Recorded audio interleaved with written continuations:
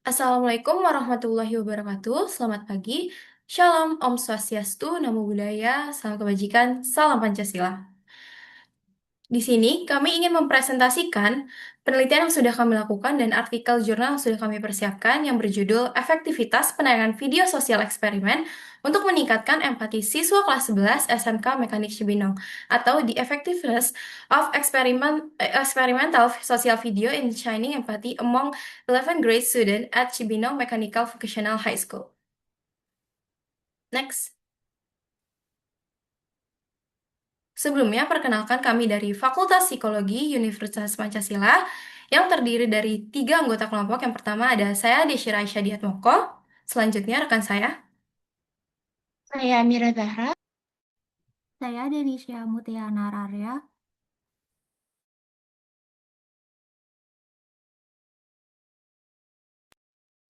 Selanjutnya di sini kami akan membahas mengenai abstraknya terlebih dahulu, yang mana mengapa kami mengangkat judul ini dan penelitian ini, karena kami menemukan bahwa adanya fenomena tawuran antar pelajar di sekitar Cibinong, yang hal itu masih cukup sering terjadi di wilayah tersebut. Sehingga dari fenomena ini memunculkan pertanyaan dan rasa penasaran kami, apakah siswa-siswa yang mengikuti atau melakukan tawuran ini masih memiliki rasa empati di dalam diri mereka sendiri. Singkatnya, di sini kami melakukan penelitian terhadap 33 siswa laki-laki kelas 11 dari SMK Mekanik Cibinong, yang mana dari 33 siswa ini kami membagi menjadi dua kelompok. Ada dua kelompok eksperimen dan juga ada kelompok eksperimen dan juga kelompok kontrol. Pada kelompok eksperimen ini kami memberikan tontonan video berupa sosial eksperimen, sedangkan pada kelompok kontrol kami memberikan tontonan sebuah video juga, tetapi video ini tidak ada sangkut pautan untuk meningkatkan empati. Yang mana hasil yang kami peroleh ternyata ada perbedaan yang cukup signifikan setelah kelompok eksperimen ini menonton sosial eksperimen. Kesimpulannya, video pada penelitian kami ini, pemberian video sosial eksperimen itu cukup efektif dalam meningkatkan empati siswa. Selanjutnya, di sini kami akan membahas lebih detail dari sub-sub artikel penelitian kami, yang mana di sini dimulai dari pendahuluan terlebih dahulu. Pada pendahuluan ini, kami lebih membahas mengenai latar belakang dan apa pentingnya dari penelitian yang kami lakukan ini. Jadi pada masa remaja di rentang usia 13 sampai 18 tahun itu menjadi tahap yang cukup krusial dalam masa perkembangan yang mencakup fisik, kognitif, sosial, emosional, dan juga moral. Nah, pada masa remaja di rentang usia 13 sampai 18 tahun ini biasanya disebut juga sebagai masa pencarian identitas. Yang mana pada masa pencarian identitas ini, remaja itu memiliki intensitas penasaran yang cukup tinggi, sehingga mereka mencurahkannya dalam bentuk eksplorasi dunia luar atau lingkungan sekitar mereka. Nah, karena mereka mengeksplorasi lingkungan secara luas, kalau eksplorasi ini tidak dilakukan, eh, kalau eksplorasi ini dilakukan tanpa adanya bimbingan, arahan, atau batasan dari orang dewasa, hal itu dapat memunculkan resiko berkembangnya perilaku maladaptif pada diri remaja. Yang mana hal ini eh, serupa dengan fenomena yang kami temukan bahwa adanya perilaku maladaptif pada siswa SMP Negeri 31 Samarinda, di mana siswa ini eh, mengembangkan perilaku seperti mengucilkan, lalu berkata kasar kepada teman sebayanya. Dari perilaku yang dilakukan terhadap siswa tersebut, itu tergambar bahwa siswa ini kurangnya rasa empati terhadap teman sebayanya.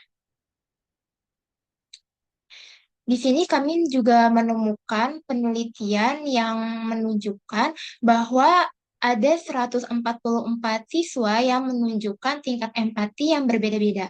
Pada tingkat empati rendah, ini ada 5,5% siswa, lalu pada tingkat empati sedang, ini ada 52,8% siswa, dan juga pada tingkat empati yang tinggi, ini ada 18% siswa. Di mana hal ini menunjukkan bahwa sebagian besar siswa masih belum punya kepekaan sosial yang optimal dan juga masih memiliki empati yang rendah. Nah, rendahnya empati ini bisa memicu munculnya perilaku agresif. Lalu, dari penelitian sebelumnya dari Suarez dan Wicaksono pada tahun 2018, ia menemukan bahwa ternyata ada metode yang cukup efektif untuk meningkatkan rendahnya empati siswa ini, yaitu dengan cara penerapan terapi film atau sinematerapi.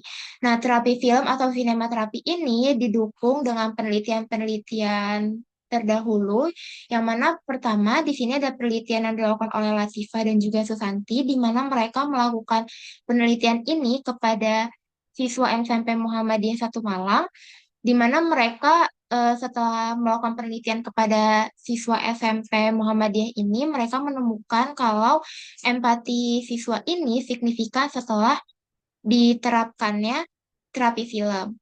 Lalu yang kedua ada penelitian yang dilakukan oleh Mufiko, Sugiharti, dan juga Ani pada tahun 2018, di mana mereka melakukan bimbingan kelompok dengan menggunakan media film, yang mana media film ini ternyata dapat meningkatkan empati siswa. Tapi selain dapat meningkatkan empati, media film ini juga ternyata dapat meningkatkan interaksi dari siswa tersebut.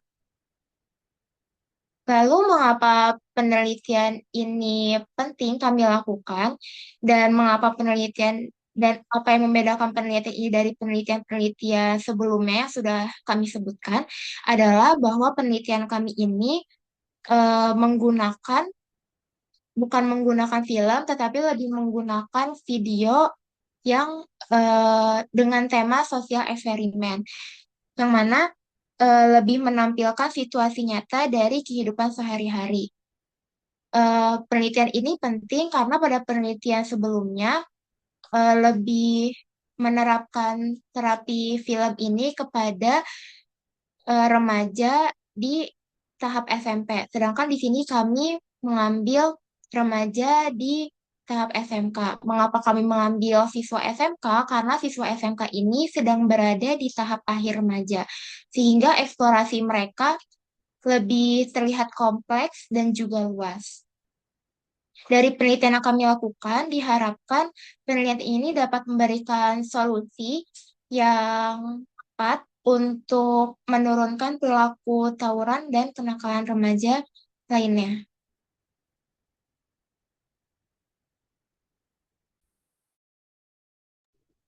Kemudian di sini saya akan membahas bagian metode penelitian.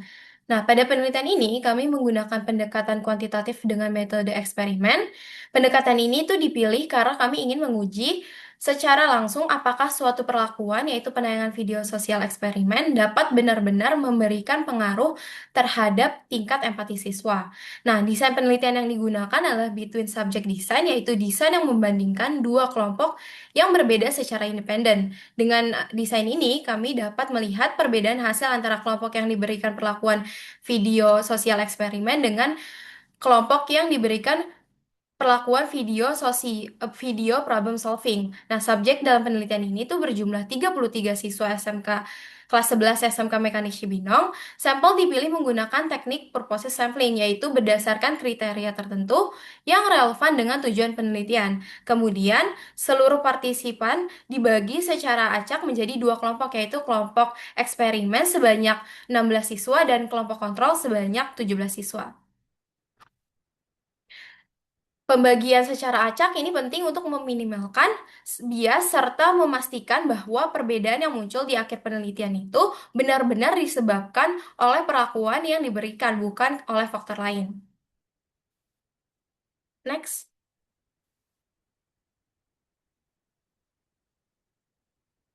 Kemudian di sini ada variabel dan instrumen.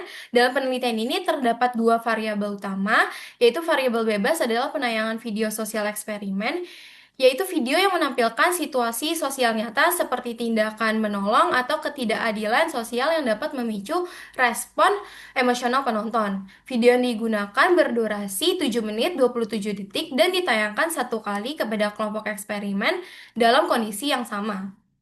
Sementara itu, variabel terikat adalah empati siswa. Empati dalam penelitian ini didefinisikan sebagai kemampuan individu untuk memahami dan merasakan apa yang dialami oleh orang lain, baik secara kognitif maupun afektif. Untuk mengukur empati, kami juga menggunakan instrumen QCAE atau Questionnaire of Cognitive and Affective Empathy. Instrumen ini sudah terstandarisasi dan banyak digunakan dalam penelitian psikologi, sehingga validitas dan reliabilitasnya telah teruji. Pengisian ini dilakukan secara daring melalui Google Form dengan skala Likert 4 poin. Next. Kemudian ada prosedur penelitian, di mana prosedur penelitian ini dimulai dengan pembagian kelompok menjadi dua, yaitu kelompok eksperimen dengan kelompok kontrol. Nah, kelompok eksperimen ini diberi perlakuan berupa penayangan video sosial eksperimen, sementara kelompok kontrol ini diberi video berupa problem solving.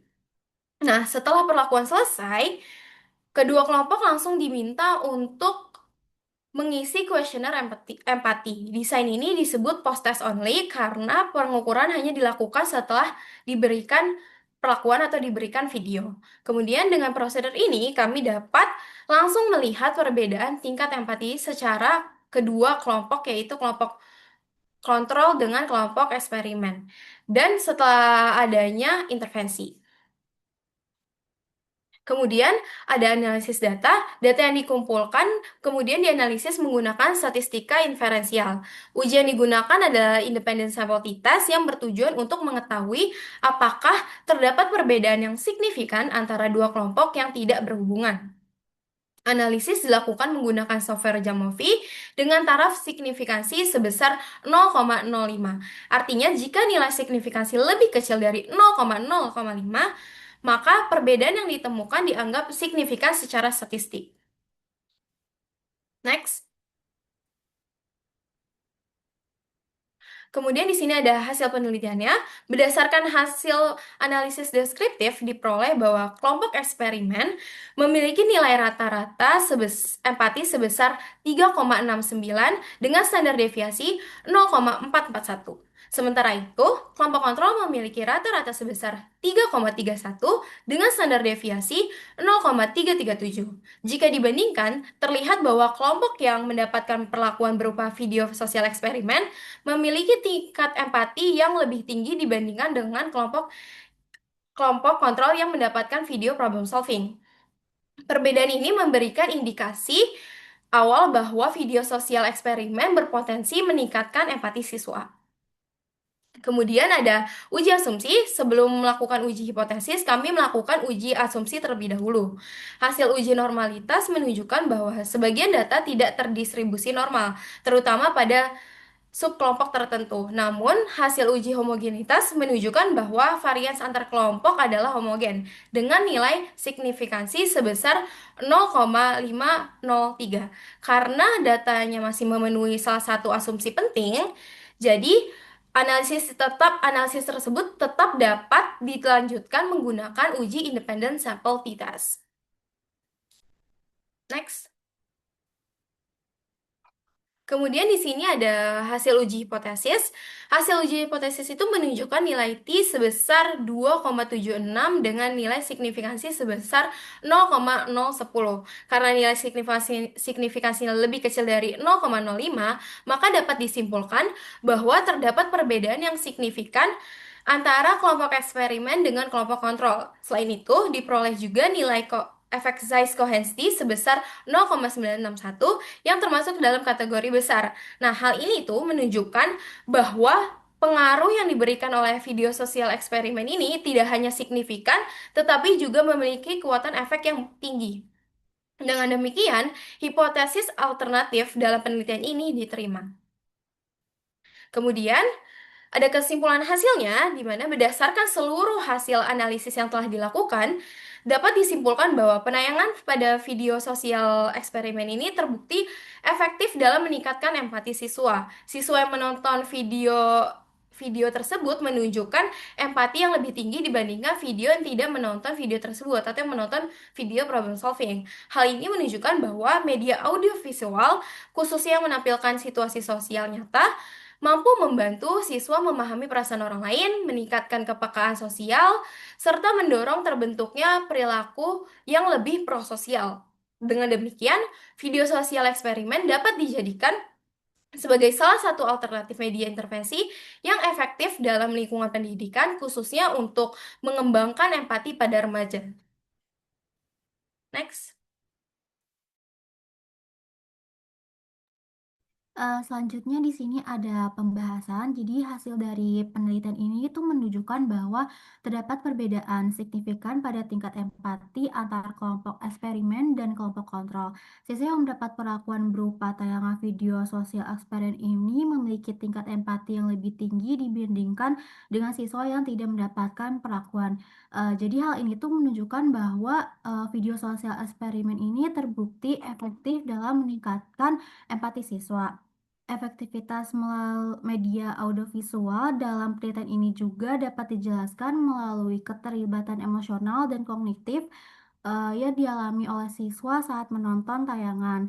Empati sendiri terdiri dari dua aspek utama, yaitu kognitif yang berkaitan dengan kemampuan memahami perspektif orang lain, serta empati efektif yang berkaitan dengan kemampuan merasakan emosional orang lain. Tayangan video sosial eksperimen ini mampu mengaktifkan kedua aspek tersebut secara bersamaan sehingga memberikan pengalaman yang lebih mendalam bagi siswa.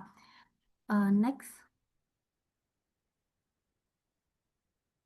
Jadi temuan ini juga sejalan dengan penelitian sebelumnya yang menyatakan bahwa media audiovisual dapat meningkatkan respon empati, identifikasi diri, serta pemahaman terhadap kondisi sosial orang lain. Selain itu, video yang berbasis pada realitas sosial dinilai lebih efektif karena mengaji situasi yang otentik sehingga mampu memicu refleksi moral dan keterlibatan emosional yang lebih kuat dibandingkan dengan media yang bersifat fiksi.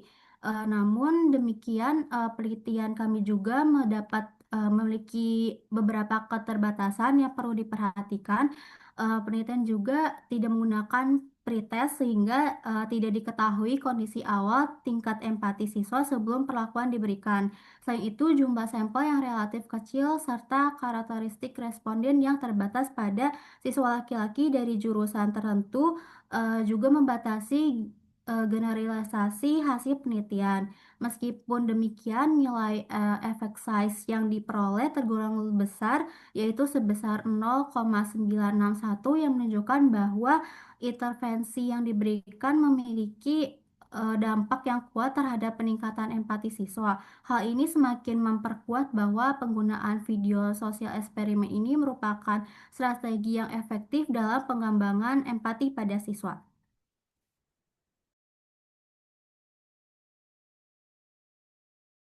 Baik, sekian dari kami. Terima kasih yang sudah mendengarkan. Terima kasih juga kepada Mbak Naya selaku dosen pembimbing kami.